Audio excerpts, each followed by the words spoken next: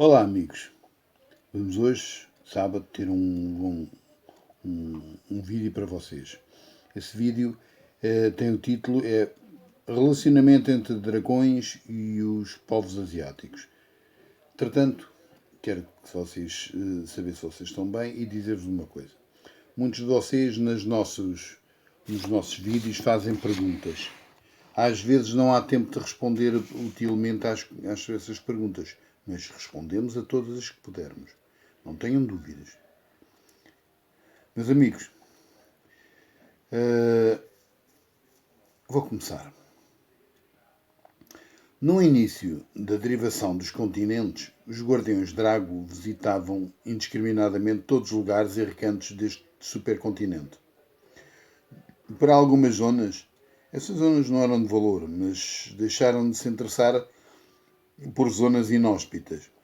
Porquê? Porque antes do aparecimento das grandes florestas, este supercontinente era apenas um conjunto de rochas e penedos sem nada por cima. Só que nós trouxemos sementes de vários planetas, não tem nada a ver com as de agora, mas não muitas, e distribuiu-se por alguns lugares nesta placa. Milhares de anos depois, estas sementes já se tinham tornado em plantas e tornado diferentes por cruzamentos e tudo. Milhões de anos depois, já existiam gigantescas zonas florestais que ocupavam quase tudo. Mas não tudo, pois existiam vias que os animais primeiros corriam na sua vida diária. Mesmo quando apareceram os primeiros protodinossauros, nós Drago só intervimos no início e, mais uma vez, os felinos trataram das cadeias do ADN que criaram não só a senciência, como a vida. Não existia nessa altura a noção que existe hoje dos pontos cardeais, isto é, não havia o norte, sul, leste ou oeste, ninguém sabia. Porque ninguém nunca tinha nada a ver com isto. Era só terrenos e coordenadas das naves a nível do planeta. Fazia-se um quadrado com várias zonas, com vários quadradinhos e descobria-se qual eram as coordenadas. E milhões de anos após, já com as plantas radicadas por quase toda a zona rochosa do planeta, os animais foram ficando cada vez em mais número e os minerais tornaram-se no que são hoje. O tempo foi passando, eu vou espirrar, desculpem.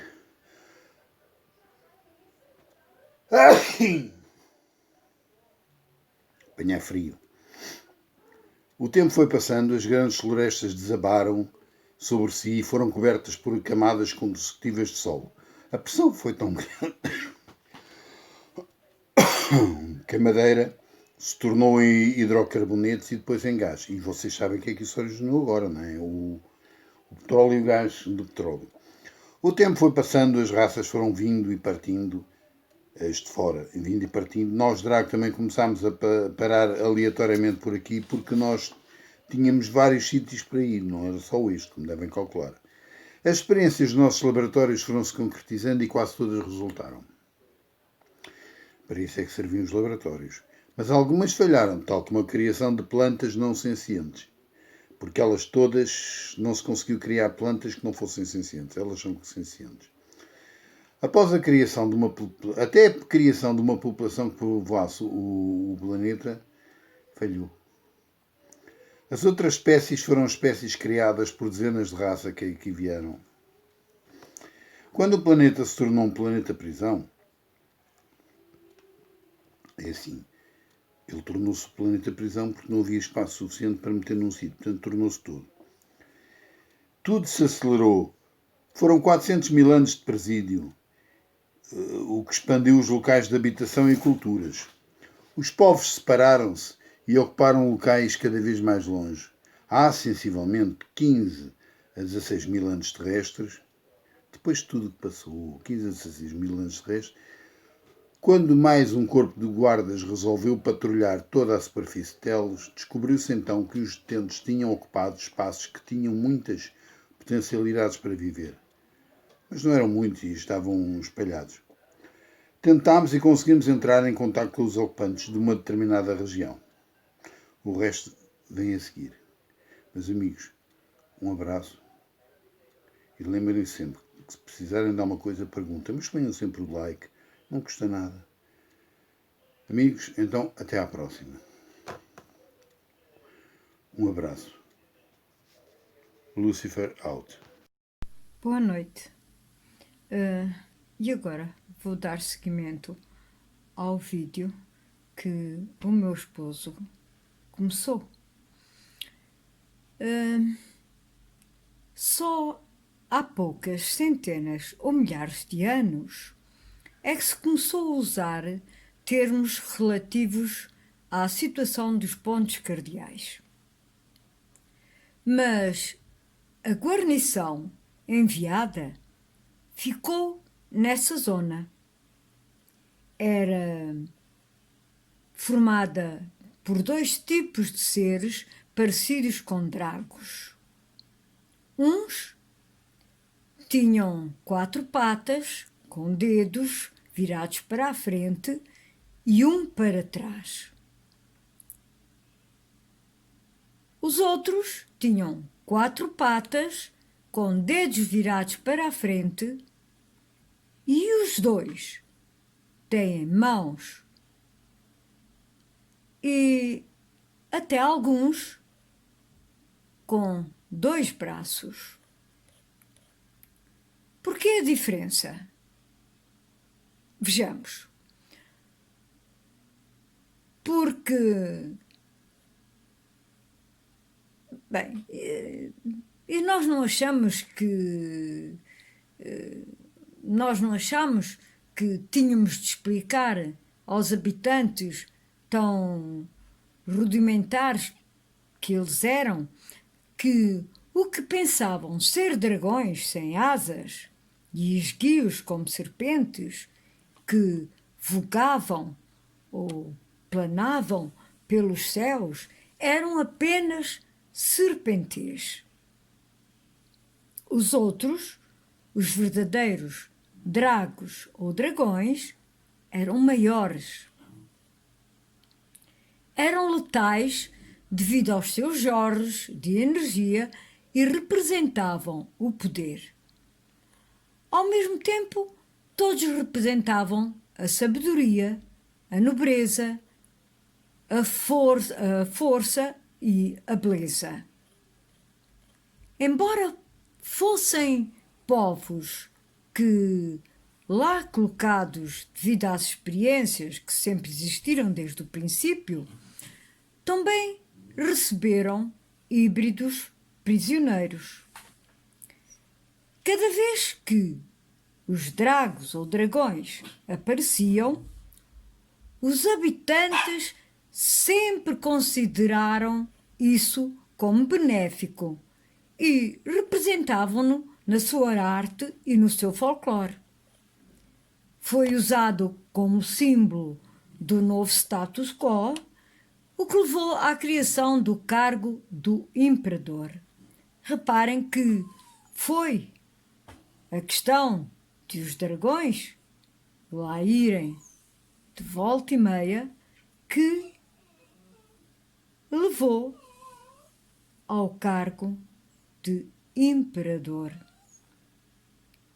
Isto foi há pelo menos 8.000 anos, era comum, numa dinastia criada especificamente para o facto.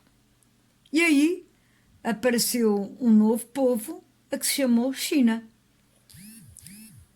Os dragões foram considerados a personificação da natureza.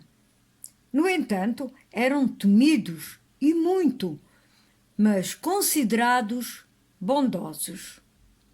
Como já dissemos, os dragos ou dragões podem mudar de forma e reaparecer como seres bípedes, animais ou plantas. São também chamados de seres de fogo. O Império usou as suas figuras de drago como os seus símbolos. Nessa altura, como no começo não existiam propriamente linfas escritas, ainda eram muito rudimentares. Na tradição chinesa, eram os dragos azuis que representavam o leste e o oriente. Os habitantes da China sempre se referiram aos dragões como factos passados e como seus criadores. Foi no início através da forma oral e depois passaram-no à escrita. Como forma de educar as gerações novas, usaram as formas teatrais e a nível de pinturas também. No entanto, não era permitido ao povo chinês a utilização do símbolo drago. Presentemente, portanto, neste momento, o governo chinês nem quer ouvir falar em dragos. Usaram muitas vezes o que agora se chama de totens pelos povos primitivos da China. Ainda hoje, existem muitos chineses que se consideram como descendentes dos dragões, como símbolo de identidade, e isso não nos espanta em nada. O desconhecimento de que os dragões deviam ser ou podiam ser vários levou à criação de uma denominação que era Grande Dragão Celestial. Perto destas novas tribos existiam algumas grutas com forma de portas, a que chamaram então Portas do Dragão. Diziam, mas nunca foram ver. Nos anos de 1100 antes de Cristo, foram formalizados 2 livros que se relacionavam com o assunto, ou portanto que falavam deste assunto. Eram esses livros, tinham o nome de Shui, Jing, Zhu e o Shan Ai Jing. Mais tarde foram escritos bastantes itens sobre o assunto em livros como Fengshen Yang. Resta dizer que no Palácio do Imperador, a que chamaram Palácio Proibido, foram esculpidas 1265 figuras de dragões. Nas últimas centenas de anos, apareceu aquilo a que se resolveu chamar de países que aceitavam ou começaram a aceitar os dragões. Foram eles a China, Hong Kong, Japão, Coreia, Formosa, Singapura, Vietnã e Tailândia. E bem, assim terminei o vídeo de hoje, despedindo-me de vocês, como sempre, com o meu nome, Satanael ou Arisia Mater. Boa noite para todos.